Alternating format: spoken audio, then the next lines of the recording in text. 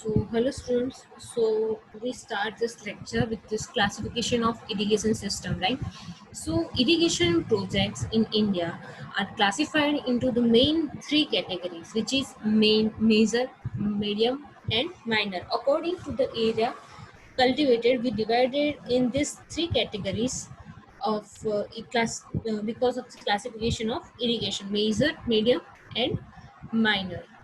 The major irrigation projects, in these projects which have a culturable command area, which is also known as also short form written as a CCA, of more than 10,000 hectare, but more than but less than 2,000 hectare utilize mostly surface water resources, right?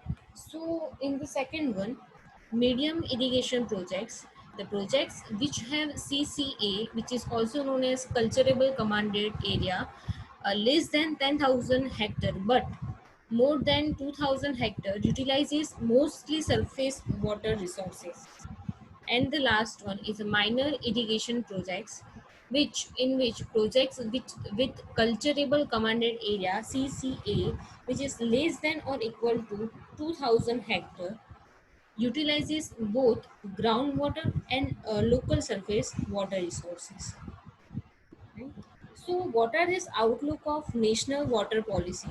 Our country had adopted a national water policy in the year 1987, which was revised in 2002.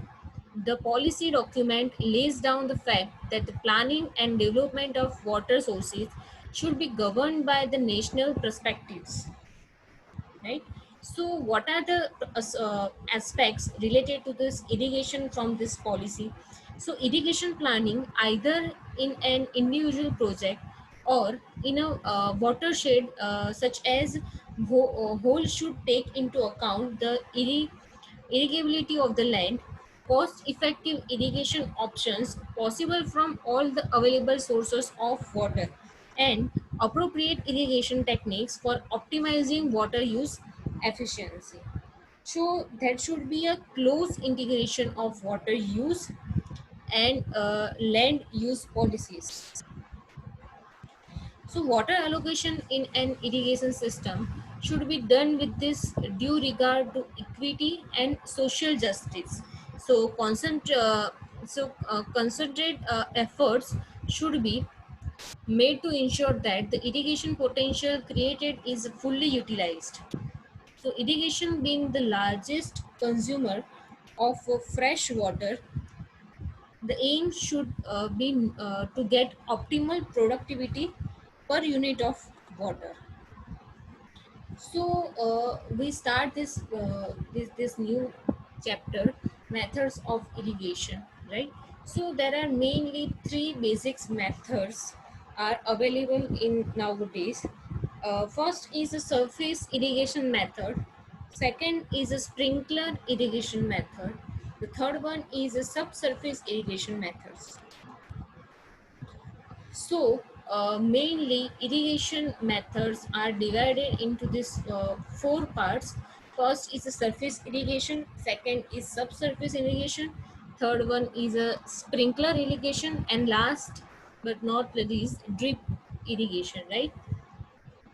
For going forward, surface irrigation is also divided in these three parts.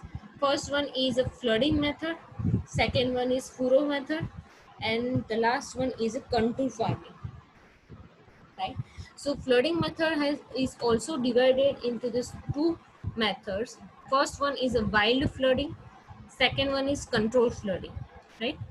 And at the end of this chart, controlled flooding has also divided into these six parts. First one is a free flooding, second one is a contour laterals, third one is a border strips, fourth one is a check flooding, fifth one is a basic flooding, and the last six is a zigzag method, right? These all are these irrigation methods we learn in these chapters, right? Next is what are the factors affecting choice of the irrigation methods, right? So we starting with the first point, soil characteristics of the land to be irrigated. It has doing a mainly most important part in this choice of this irrigation method, right? Second one is the topography of the area, the available water supply, type of crop and its water requirement, size of the stream supplying irrigation water, rate of infiltration of the soil, depth of the water table, depth of the root zone of the plant, amount of water required in each irrigation, and possible erosion hazard of soil.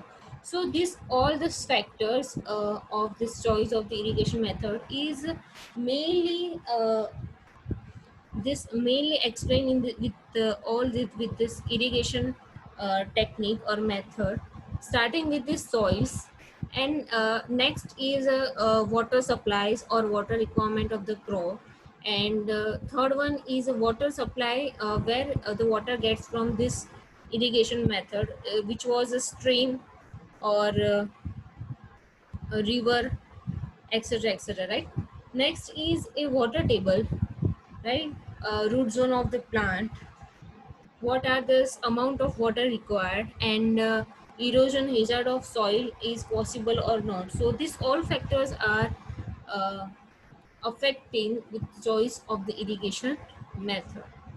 Next one is the method of irrigation should fulfill the following objectives. So first objective is the method of irrigation should be such that an adequate amount of water is stored in the root zone of the plant. If the water amount of water are less stored in the root zone of the plant, there hence the all crop failures occurs, right? So there is an important point. So the whatever method we choose, we should this we should consider that the those methods of irrigation has a certain amount of water which is stored in this root zone of the plant. So the it will make sure this crop does not fail in this when the water are not available with a certain period of time, right?